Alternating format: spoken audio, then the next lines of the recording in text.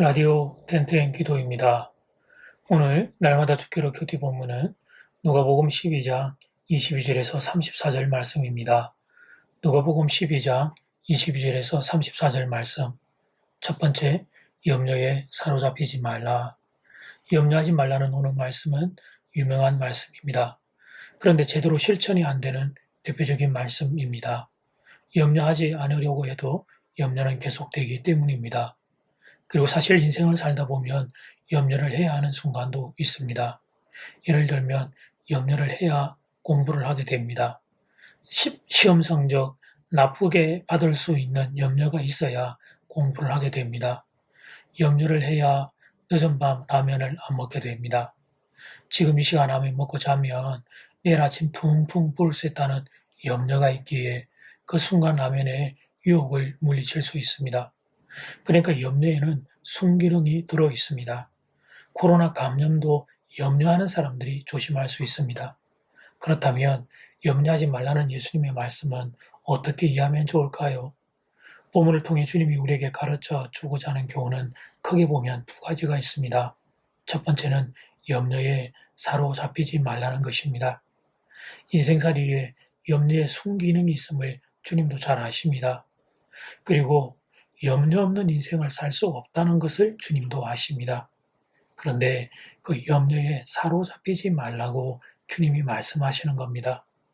염려가 우리의 마음에 바람처럼 찾아올 수는 있지만 그 염려의 바람에 우리의 마음을 빼앗겨 죽은 자처럼 되지 말라는 거예요. 그 바람에 휩쓸려 가지 말라는 겁니다. 주님은 지금 바로 이 부분을 다루고 있는 것입니다. 염려가 밀려오면 그 순간은 그 염려가 인생의 전부처럼 보이지만 그때 그 순간 고개를 들어 하나님을 바라볼 수 있어야 합니다. 염려보다 크신 하나님이 계시기에 그 하나님을 바라볼 수 있어야 합니다. 염려를 묵상하는 시간에 하나님을 묵상하는 겁니다. 그러면 그 염려를 이길 수 있는 힘이 하늘로부터 주어지게 됩니다. 주님이 24절에서 까마귀 비유를 드십니다. 까마귀를 먹이는 분이 하나님이시니 너희는 오죽하겠느냐고 말씀하십니다. 27절은 들의 백합화, 28절은 나궁이의 덜풀을 비유로 드십니다. 백합화와 덜풀도 하나님이 먹이고 하나님이 입히시는데 하물며 당신의 아들, 딸이 너희를 책임지지 않겠느냐고 말씀하십니다. 그런데 염려에 사로잡히면 이 생각이 나지를 않습니다. 하나님이 계신다는 생각이 작동하지를 않습니다. 그래서 염려의 마음이 높고 염려의 뼈가 높고 염려의 인생이 주저앉게 됩니다. 문제를 자꾸 생각한다고 해결책이 나오는 것이 아닙니다. 하나님을 생각해야 합니다. 하나님 앞에 엎드려 기도하면서 하나님을 자꾸 생각해야 합니다. 그러면 그 문제를 받아낼 수 있는 힘이 하늘로부터 공급됩니다. 그 힘으로 하루를 살고 그 힘으로 또 하루를 살고 그러면서 그 문제가 해결되는 것을 보게 되는 것입니다. 두 번째, 욕심의 염려를 내려놓아라. 오늘 말씀을 통해 주님이 하고자 하시는 말씀의 두 번째 교훈은 욕심의 염려를 내려놓아라는 것입니다. 오늘 본문 앞문단에서 주님은 이 경고를 하셨습니다. 먼저 15절 말씀, 상가 모든 탐심을 물리치라. 사람의 생명이 그 소유에 넉넉한 데 있지 아니라 하시고, 한 부자를 향하여 주님이 이렇게 경고하셨던 것입니다. 그러면서 결론적으로 21절에서 이렇게 말씀하십니다.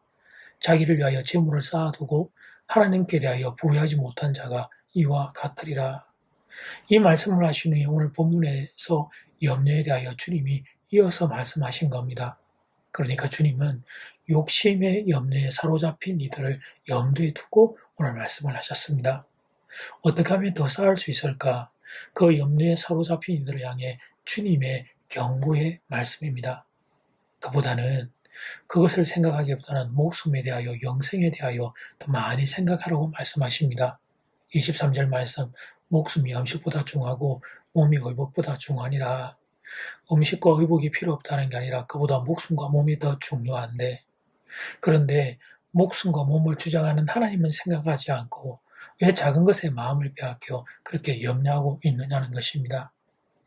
그리고 그렇게 염려해서 이 세상에 쌓아둔 것은 사라지기 마련인데 결국은 이 땅에 다 두고 갈 수밖에 없는데, 그런데 왜 그렇게 욕심의 염려에 사로잡혀 있느냐는 것입니다. 대신 하늘나라에 영원히 썩지 않는 하늘나라의 보물을 쌓아두라고 말씀하십니다. 33절 너희 소유를 팔아 구제하여 낡아지지 아니하는 배낭을 만들라.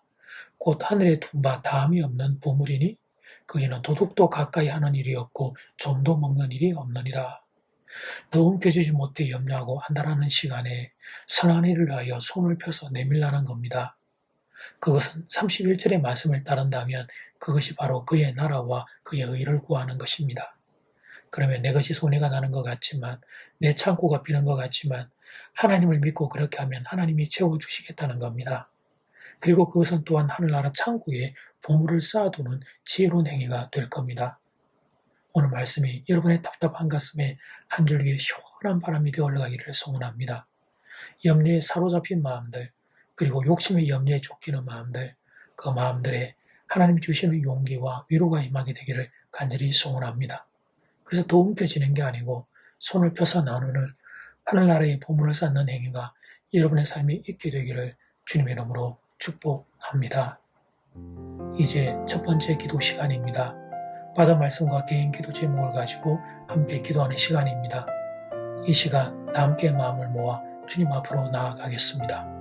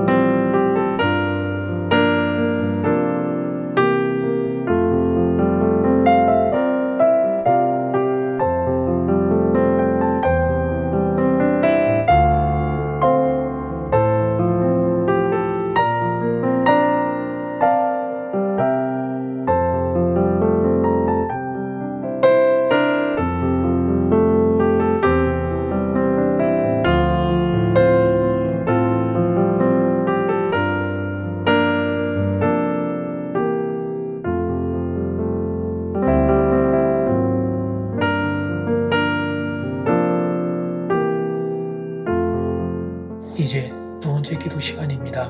장은 1번 염려에 사로잡히지 말라.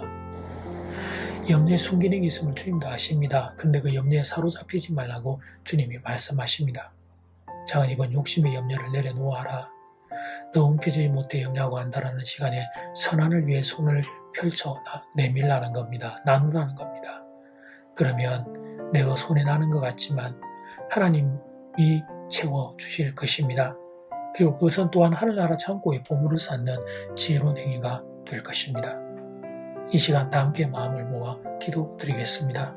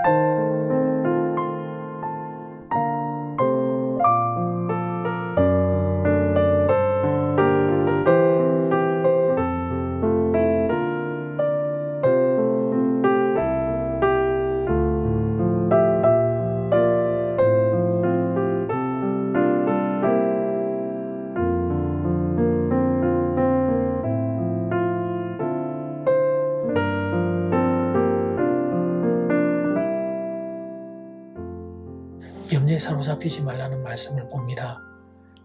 문제와 염려에 우리의 마음을 사로잡히기보다는 주님께 하나님께 우리의 마음을 두는 하나님 지혜로운 인생들 되기를 다짐해 봅니다.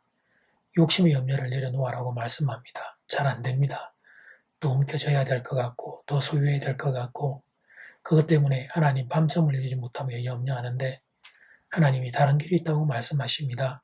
손을 펴서 나누면 내가 채워주겠다고 말씀하십니다. 그리고 또한 하늘나라 창고에 영혼이 썩지 않는 그곳에 보물을 쌓는 지혜로운 행위가 될 거라고 말씀하십니다. 오늘 이 말씀을 가지고 하나님 염려에 사로잡혔던 마음들에 하나님의 평강과 위로가 임하기를 간절히 소원합니다. 예수님 이름으로 기도드립니다. 아멘. 이제는 각자 개인적으로 기도하시면 되겠습니다. 평안한 밤 되십시오.